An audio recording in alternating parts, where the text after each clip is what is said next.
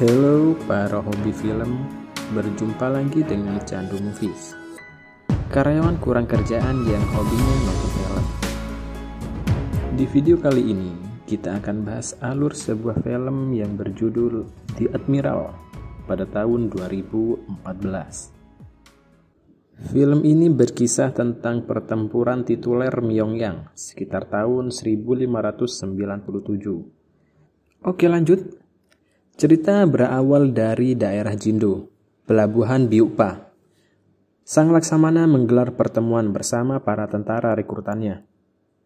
Di tengah pertemuan tersebut, salah seorang yang bernama Kapten Baisul menanyakan, kapan nih untuk bisa bergabung dengan para tentara pemerintahan? Karena kapal perang musuh sudah lebih dari 200 kapal. Di sisi lain, Kapten Kim Auk yang menjelaskan bahwa 10 hari terakhir sudah ada. Baisul sebenarnya ingin mengetahui nih guys, apa sebenarnya strategi dari Laksamana yang membuat dirinya tuh sampai emosi. Karena Laksamana hanya diam saja dengan santuy. Demi mengendalikan pertemuan agar tetap kondusif, tetap aman, sang Laksamana membubarkan pertemuan tersebut. Hal tersebut tentunya membuat Baisul semakin emosi nih guys, karena tidak mendapat jawaban atas pertanyaannya. Laksamana yang tengah mengontrol pembangunan kapal kura-kuranya menerima laporan dari mata-mata yang telah dikirim bahwa kapal perang Jepang lebih dari 200 buah. Angkatan Laut Jepang juga memotong hidung dan membunuh orang dari wilayah yang telah mereka kuasai. Info lainnya adalah ada 250.000 tentara Jepang yang datang dari kawasan Jeonjo untuk memperkuat pasukan perang Jepang yang berencana untuk membinasakan ibu kota Korea. Kemudian setelah itu, Yi Sun-shin mengirimkan pesan melalui mata-mata tersebut untuk diberikan kepada Junsa. Pada akhirnya, pembangunan bagian atas kapal kura-kura pun selesai. Telik sandi utusan Laksamana pun berangkat, meskipun sang istri sebenarnya khawatir akan keselamatan suaminya itu. Di malam hari, tepatnya di markas pasukan perang Jepang, perwira baru yang bernama Kuroshima telah datang dan berdiskusi dengan jenderal perang Jepang mengenai strategi penyerangan mereka ke ibu kota. Perbedaan pendapat antara kedua kubu hampir membuat mereka saling bertaruh. Keesokan harinya, para tentara dan keluarga dikejutkan dengan kiriman kapal kecil yang cukup misterius dari Jepang yang berisi kepala dari salah seorang kapten mereka. Tidak hanya itu, di kapal tersebut juga berisi kepala-kepala manusia yang telah dibunuh dan dipenggal oleh para tentara Jepang. Sadis banget emang, men. Para pekerja dan para tentara yang melihat hal tersebut ketakutan dan mental mereka otomatis langsung down nih men. Selanjutnya, kepala-kepala tersebut dimakamkan dengan normal sebagai penghormatan kepada mereka. Oke, lanjut guys. Di malam hari, di tempat mukim Kuroshima, terjadi perdebatan antara kapten perang Jepang dan Kuroshima yang disebabkan karena Kuroshima kenapa mengirimkan kapal yang berisi kepala manusia Korea tersebut.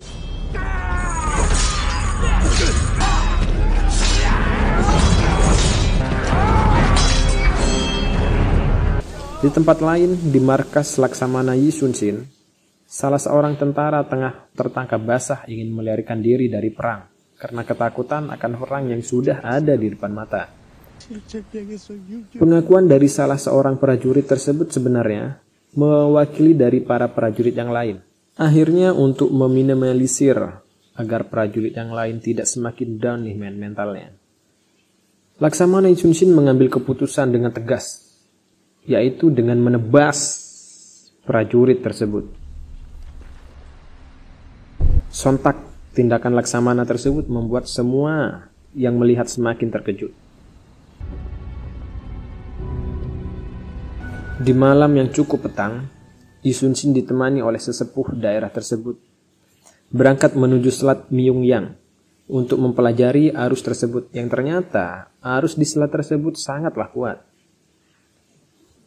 Kemudian setelah itu, Yi Sun-shin kembali ke perkemahannya untuk beristirahat sambil berbincang-bincang dengan sang anak.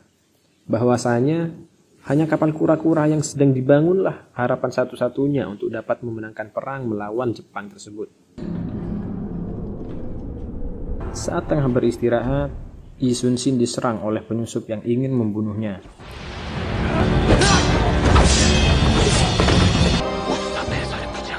Yang ternyata penyusup tersebut adalah orang suruhan dari Kapten Baisul. Dan di sisi lain, Yi Sun-shin dikagetkan dengan terbakarnya kapal kura-kura yang menjadi harapan satu-satunya. Tidak lain, tidak bukan. Kapten Baisul yang sejak awal sudah kurang sepakat dengan Yi Sun-shin lah yang membakar kapal tersebut.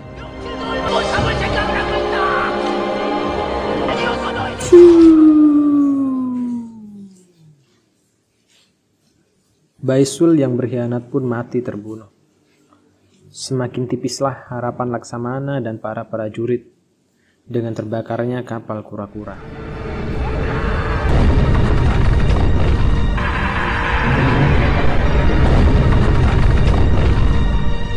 Di pagi harinya, Yi Sun-shin yang sedang mempelajari arus di perairan mendapatkan balasan dari telik sandi yang telah diutusnya. Dengan info Jepang berencana menyerang esok pagi. Mereka memiliki sekitar 330 kapal perang. Kemudian setelah itu, Laksamana menginstruksikan untuk meninggalkan Hainan. Di malam hari, pasukan perang Jepang bersiap untuk pergi berperang. Kalau dilihat-lihat antara Wakazaki dan Kuroshima memiliki kepentingan sendiri-sendiri nih guys dalam perang ini.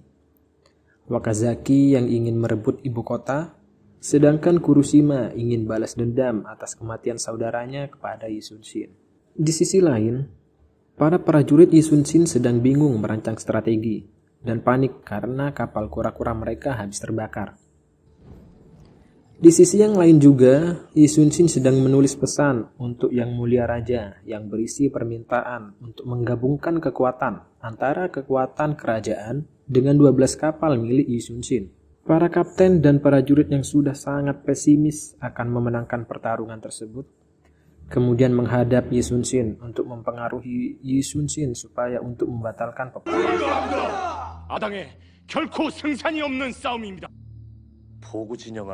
Yi Sun-shin yang mendengar hal itu, kemudian menginstruksikan untuk mengumpulkan semua orang yang ada pada malam itu juga, dan menyuruh mereka membakar semua rumah-rumah mereka.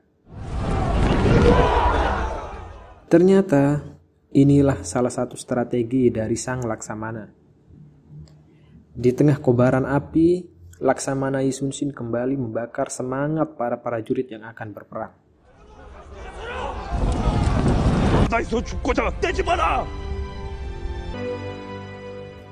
Keesokan paginya, di dalam kapal di pelabuhan Hainan, Yi Sun-shin meminta doa restu sang ibu yang telah tiada.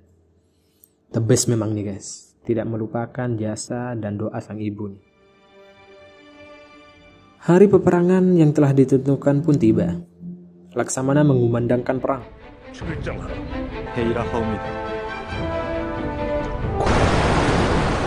Ya, di Selat Myeongyang dengan 12 kapal yang dimiliki Laksamana memulai formasi.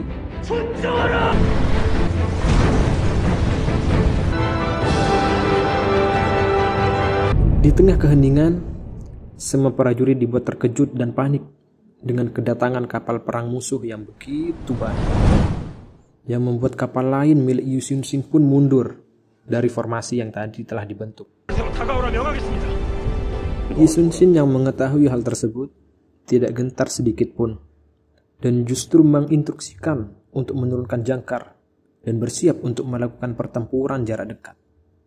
Memang benar-benar mantap banget ya mentalnya sang Laksamana ini, men. Sembari menunggu momen yang tepat.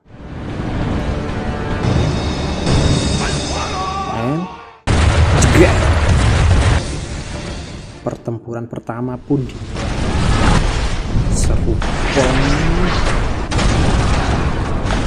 Oke, lanjut. Ganti posisi kapal. Gila. Keren cuk.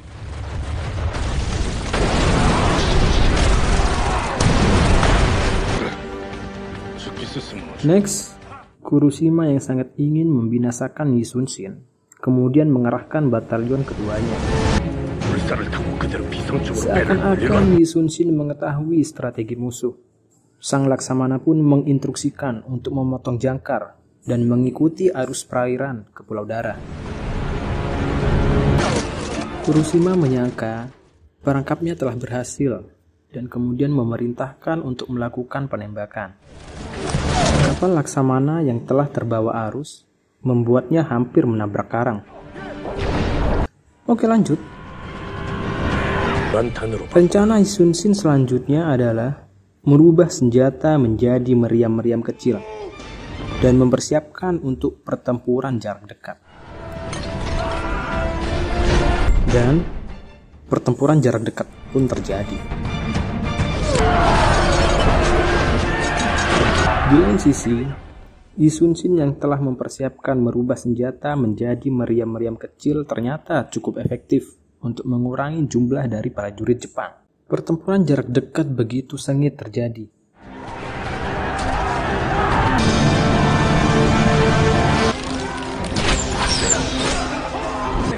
Pihak Jepang pun mengira mereka sudah dapat mengalahkan Yi Sun-shin.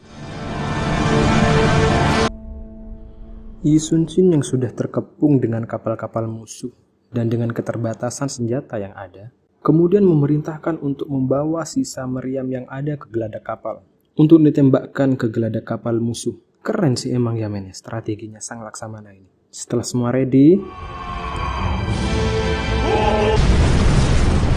ledakan besar pun terjadi yang membuat semua pihak musuh pun terkejut.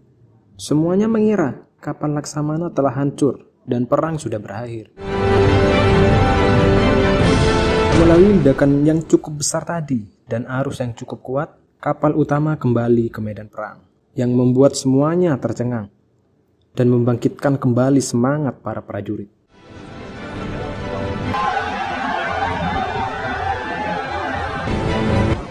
Muncul pusaran air yang cukup kuat. Disinilah alasan Yi Sun-shin tidak mau meninggalkan Pulau Dara. Kurushima pun mengambil tindakan dengan mengarahkan armada utamanya. Yi Sun-shin yang mengetahui hal itu mengirimkan sinyal kepada kapal lain miliknya untuk bergabung dan membentuk formasi. Tetapi upaya tersebut digagalkan oleh penembak jitu milik Kurushima. Yi Sun-shin yang tahu keberadaan penembak jitu milik Kurushima kemudian menembakkan meriam untuk membuat meleset penembak jitu. Akhirnya bendera isyarat pun berkibar. Di lain sisi, penembak jitu Kurushima pindah tempat untuk mencari bidikan baru yang tak lain adalah Yi Sun-shin yang akan menjadi incarannya. Kapten An yang telah mengetahui keberadaan penembak jitu musuh dapat melumpuhkannya dengan bidikan dan tembakan yang akurat. Keren, pakai panah nih men. Oke, lanjut. Laksamana memerintahkan untuk bergerak ke pelabuhan Mukjong. Di sisi lain, Kurushima telah mengirimkan kapal yang berisi penuh dengan bubuk misiu untuk meledakkan kapal utama Yi Sun-shin. Yi Sun-shin mencoba untuk meledakkan kapal tersebut sebelum menabrak kapal utama miliknya. Tetapi gagal, gengs. Karena kapal bunuh diri tersebut sudah diberi dengan jerami basah. Ternyata, kapal bunuh diri tersebut juga berisikan para sandera Korea, yang salah satu di dalamnya adalah mata-mata atau telik sandi milik Yi Sun-shin, yakni yang bernama Im Jun. Im Jun berhasil keluar dari geladak kapal menuju kemudi untuk membelokkan kapal tersebut, namun gagal.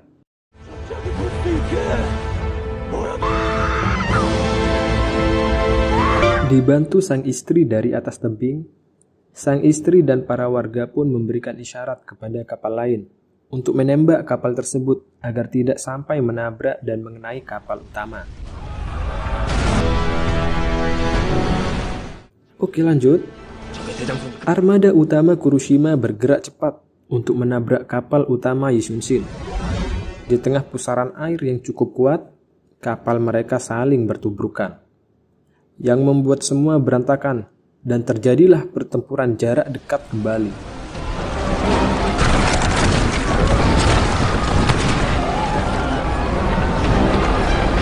Kapal utama yang ditumpangi Yu Sun-shin berjuang sendirian, sementara kapal-kapal lain tetap berjauhan. Seolah-olah bendera isyarat yang telah tegak berdiri tidak berguna. Kuroshima yang penuh dengan dendam amarah pun akan mendatangi Yu Sun-shin. Namun sedikit dihalangi oleh kapal-kapal Laksamana yang tiba-tiba membantu memberikan tembakan ke arah kapal Jepang tersebut. Kapal-kapal Kuroshima yang telah terjebak di dalam pusaran air tidak dapat berbuat banyak, yang semakin memudahkan kapal-kapal Yu Sun-shin untuk membidiknya. Tidak berselang lama, Kuroshima pun akhirnya berhasil untuk memasuki kapal dari Laksamana Yu Sun-shin. Namun, kondisi Kuroshima yang telah dipenuhi dengan amarah dan sangat terpojok dengan puluhan anak panah di dalam dirinya, masih berusaha untuk membunuh Yu Sun-shin. Namun, finally,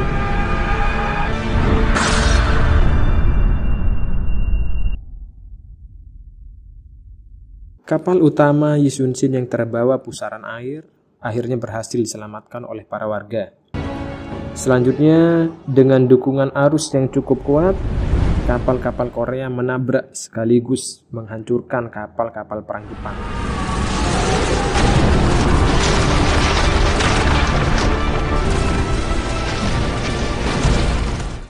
Akhirnya, Laksamana Yu Sun-shin pun memenangkan peperangan dan membuat tentara militer Jepang memilih untuk mundur.